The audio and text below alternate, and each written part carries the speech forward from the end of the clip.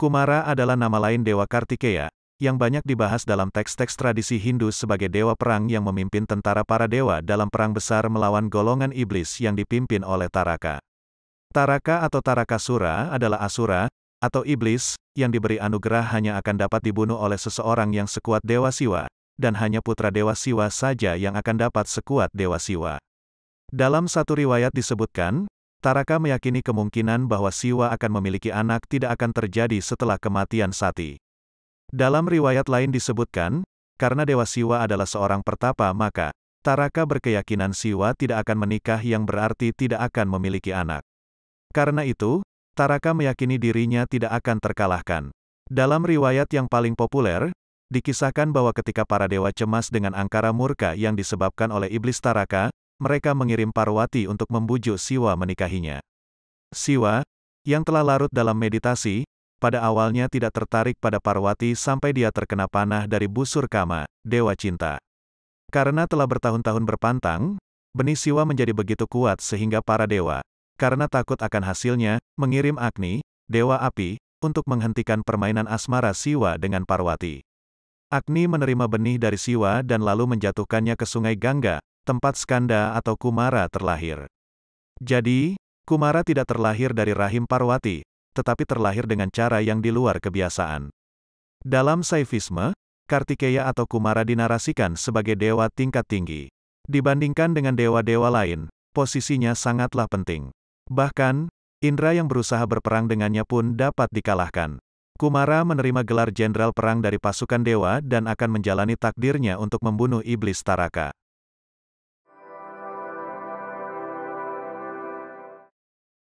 Menarik untuk mencermati penyebutan nama Kumara dalam Wangsit Jayabaya, yakni pada bait 164 dan bait 165. Sebagaimana kita ketahui, Wangsit Jayabaya bergaya bahasa metafora, di mana suatu figur, karakter ataupun situasi yang disampaikannya sebagian besar, kalau tidak semuanya, adalah bentuk analogi. Berikut ini bunyi bait 164 dan 165 dalam Wangsit Jayabaya. Bait 164, putra kesayangan almarhum yang bermukim di Gunung Lawu, yaitu Kiai Batara Mukti, atau Krishna, atau Heru Mukti, menguasai seluruh ajaran, memotong tanah Jawa kedua kali, mengerahkan jin dan setan, pemuda Prewangan, seluruh makhluk halus berada di bawah perintahnya, bersatu padu membantu manusia Jawa berpedoman pada Trisula Weda, tajamnya Tritunggal nan suci, benar, tegak lurus, jujur, didampingi Sabdo Palon dan Noyo Genggong. Bait 165, ketemu bulan suro sambutlah Kumara, yang sudah tampak menebus dosa, di hadapan Sang Maha Kuasa, masih muda sudah dipanggil orang tua, warisannya Gatot Kaca sejuta. Kata Kumara yang disebut dalam bait 164 merujuk pada makna, pemuda. Dalam bahasa Sanskerta, Kumara artinya, pemuda, pangeran, anak laki-laki. Sementara itu, Kumara yang disebut dalam bait 165, memiliki dua arah pemaknaan. Pertama, bermakna pemuda, yang secara jelas diisyaratkan dalam kalimat, masih muda sudah dipanggil orang tua. Kedua, sangat mungkin merujuk pada, Kumara sang dewa perang, yakni putra sulung Dewa Siwa. Pertimbangan bahwa sebutan nama Kumara, dalam bait 165, merujuk pada dewa perang dalam tradisi Hindu, dikuatkan adanya kalimat, bergelar pangeran perang, dalam bait sebelumnya, bait 163. Di sisi lain, sebutan pangeran perang sejalan pula dengan makna kata Kumara dalam bahasa Sanskerta yaitu, pangeran. Berikut ini kutipan bait 163. Bergelar pangeran perang, kelihatan berpakaian kurang pantas, namun dapat mengatasi keruwetan orang banyak yang menyembah patung yang membentangkan kedua tangan. Cina ingat suhu-suhu dan pesan yang diberi, lalu melompat ketakutan.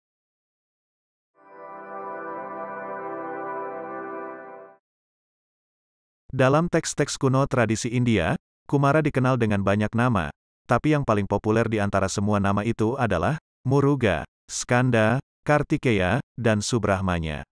Ia adalah putra sulung Dewa Siwa. Sebagian besar versi cerita tentang Kumara menyebutkan bahwa para dewa berharap Kumara dilahirkan ke dunia untuk menghancurkan iblis Taraka, yang telah diberikan anugerah bahwa hanya akan bisa dibunuh oleh seorang putra Siwa. Ia adalah salah satu dewa terpenting dan merupakan figur dewa yang populer dari sejak zaman kuno. Jejaknya dapat ditelusuri hingga ke zaman Weda, pertengahan milenium kedua sampai pertengahan milenium pertama sebelum Masehi. Referensi kuno mengenai Kumara dapat ditemukan dalam Rig Veda, Purana, Natya Sastra, Vyakarana, dan masih banyak lainnya. Dalam Natya Sastra, Kumara mengacu pada makna pangeran, yang berjenggot, atau semasru, yang merepresentasikan vicitra atau kecerdasan di tingkat terbaik. Apa yang disajikan terlihat sangat tidak biasa, sangat aneh dan menimbulkan rasa penasaran karena keluar biasaannya. Dalam Natya Sastra bab 35, ia yang mengacu pada peran pangeran didefinisikan sebagai aktor dari jenis terbaik yang memiliki mata dan alis yang indah, dahi, hidung, bibir, pipi, wajah, leher, dan setiap anggota tubuh lainnya terlihat indah, memiliki penampilan yang menyenangkan, gaya berjalan yang bermartabat, tidak gemuk atau kurus, berperilaku baik, bijaksana dan teguh secara kodrati. Dalam lontar tutur Kumara Tatwa, Kumara dapat dimaknai sebagai suatu kehidupan yang tidak mengalami perkembangan atau tetap menjadi anak-anak. Menurut apa yang disampaikan dalam buku pendidikan agama Hindu dalam lontar tutur Kumara Tatwa, lontar tutur Kumara Tatwa bersumber dari teks Siwagama, khususnya dari episode kelahiran Batara Kala. Episode ini bercerita tentang ketika Batara Kala lahir. Batara Siwa memberikan anugerah kepada Batara Kala, yaitu boleh memangsa setiap orang yang lahir bertepatan dengan wuku atau tumpek wayang. Kemudian tanpa terduga, lahir Batara Kumara yang bertepatan dengan tumpek wayang, yang berarti bahwa Batara Kala boleh memangsa Batara Kumara. Ketika Batara Kala hendak memangsa Batara Kumara, muncul Batara Guru, atau Dewa Siwa, yang memberi nasihat, menyarankan kepada Batara Kala untuk menangguhkan keinginannya memangsa Batara Kumara karena usianya masih kecil, dan menunggu Batara Kumara hingga tumbuh dewasa. Dalam masa penantian tersebut Batara Guru menitahkan Batara Kala turun ke dunia. Batara Kala menerima saran tersebut. Batara Kumara sendiri tetap tinggal di alam para dewa, yang dimanfaatkan Batara Guru untuk mengutuk Batara Kumara agar tidak dapat tumbuh dewasa sehingga ia tidak dimangsa Batara Kala. Cerita teks Siwagama ini kemudian dikembangkan ke dalam lontara tutur Kumara Tatwa, di mana Batara Kumara dikisahkan dalam representasinya sebagai seorang gembala. Dalam perjalanannya, Batara Kumara akan sadar atas hakikat dirinya yang terikat akan sumpah Batara Guru bahwa ia tidak akan pernah tumbuh dewasa, akan menjadi musuh Batara Kala, dan bahwa dirinya terikat oleh eksistensi dirinya sebagai gembala. Dengan menimbang bahwa Kumara yang disebut Prabu Jayabaya dalam wangsitnya merujuk pada Satria Piningit atau Ratu Adil, dan di sisi lain berkorelasi pula dengan sosok budak Angon atau anak gembala yang disebutkan dalam wangsit Prabu Siliwangi, maka, saya pribadi melihat ada kemungkinan bahwa dua hal yang ditakdirkan pada diri Kumara dalam narasi lontara tutur Kumara Tatwa, yaitu sebagai seorang yang tidak pernah tumbuh dewasa, dan sebagai sosok gembala, tampaknya memiliki keterkaitan dengan budak Angon atau anak gembala dalam wangsit Prabu Siliwangi. Jadi, sangat mungkin bahwa aspek pemuda yang melekat pada sosok Satria Piningit atau Ratu Adil dalam wangsit Jayabaya, budak Angon, atau anak gembala, dalam wangsit Siliwangi, Pangeran Cahaya dalam naskah Gulungan Laut Mati, Maitreya dalam tradisi Buddha, Kalki dalam tradisi Hindu, hingga Al-Mahdi dalam tradisi Islam, diilustrasikan sebagai Batara Kumara yang dikutuk tidak pernah menjadi dewasa oleh Batara Guru dalam teks Siwagama ataupun lontar tutur Kumara Tatwa. Aspek awet muda pun secara nyata diisyaratkan pada kalimat Rigveda. Aku melihatnya berjalan diam-diam dari tempat tinggalnya. Bagaikan gembala, bersinar terang atas kemauannya sendiri. Mereka tidak menangkap nyala apinya. Tetapi dia telah kembali dilahirkan, dan mereka yang tadinya memutih atau menguban, seiring bertambahnya usia, kembali tumbuh awet muda atau menghitam.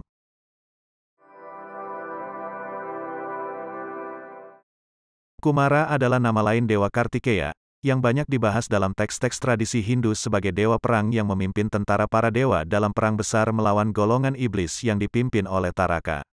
Taraka atau Tarakasura adalah asura, atau iblis, yang diberi anugerah hanya akan dapat dibunuh oleh seseorang yang sekuat Dewa Siwa, dan hanya putra Dewa Siwa saja yang akan dapat sekuat Dewa Siwa. Dalam satu riwayat disebutkan, Taraka meyakini kemungkinan bahwa Siwa akan memiliki anak tidak akan terjadi setelah kematian Sati. Dalam riwayat lain disebutkan, karena Dewa Siwa adalah seorang pertapa maka, Taraka berkeyakinan Siwa tidak akan menikah yang berarti tidak akan memiliki anak. Karena itu, Taraka meyakini dirinya tidak akan terkalahkan. Dalam riwayat yang paling populer, dikisahkan bahwa ketika para dewa cemas dengan angkara murka yang disebabkan oleh iblis Taraka, mereka mengirim Parwati untuk membujuk Siwa menikahinya. Siwa, yang telah larut dalam meditasi, pada awalnya tidak tertarik pada Parwati sampai dia terkena panah dari busur Kama, dewa cinta. Karena telah bertahun-tahun berpantang, benih Siwa menjadi begitu kuat sehingga para dewa, karena takut akan hasilnya, mengirim Agni, dewa api, untuk menghentikan permainan asmara Siwa dengan Parwati. Agni menerima benih dari Siwa dan lalu menjatuhkannya ke sungai Gangga, tempat Skanda atau Kumara terlahir. Jadi, Kumara tidak terlahir dari rahim Parwati, tetapi terlahir dengan cara yang di luar kebiasaan. Dalam Saivisme, Kartikeya atau Kumara dinarasikan sebagai dewa tingkat tinggi. Dibandingkan dengan dewa-dewa lain, posisinya sangatlah penting. Bahkan, Indra yang berusaha berperang dengannya pun dapat dikalahkan. Kumara menerima gelar jenderal perang dari pasukan dewa dan akan menjalani takdirnya untuk membunuh iblis Taraka.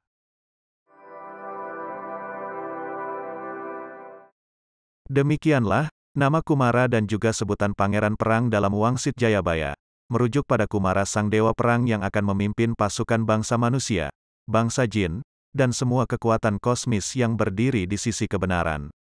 Jadi, ungkapan Kumara Prewangan atau pemuda Prewangan atau secara harafiah berarti dukun muda, dalam bait 164, yang dapat memerintah bangsa jin, tidak dapat serta-merta dinilai sebagai suatu hal yang buruk. Karena secara jelas dalam kalimat bait 164 tersebut dinyatakan bahwa seluruh makhluk halus berada di bawah perintahnya bersatu padu, membantu manusia Jawa berpedoman pada Trisula Weda, tajamnya Tritunggal nan suci, benar, tegak lurus, jujur. Artinya, makhluk yang ada di barisan Satria Piningit atau Ratu Adil adalah makhluk halus yang berdiri di sisi kebenaran. Hal ini ditegaskan pula dalam bait 162 dalam frase, berebut garis yang benar. Banyak suara aneh tanpa rupa, pasukan makhluk halus sama-sama berbaris. Berebut garis yang benar, tak kelihatan, tak berbentuk. Demikian, narasi pengantar perang akhir zaman ini saya sampaikan, agar dicermati sebaik mungkin.